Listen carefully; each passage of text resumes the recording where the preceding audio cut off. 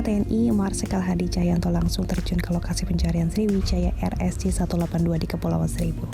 TNI Angkatan Laut kini memastikan sudah mengetahui lokasi keberadaan black box pesawat Sriwijaya Air 182.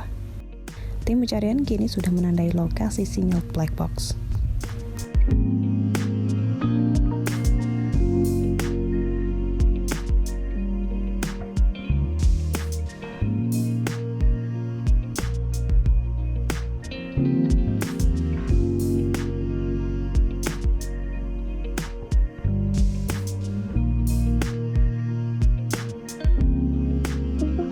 Sebelumnya, pasukan TNI Angkatan Laut dari unsur marinir dan jaga Kopaska hingga Taifib mengangkat serpihan pesawat dari dasar laut, seperti roda, bodi pesawat, dan nomor kursi penumpang.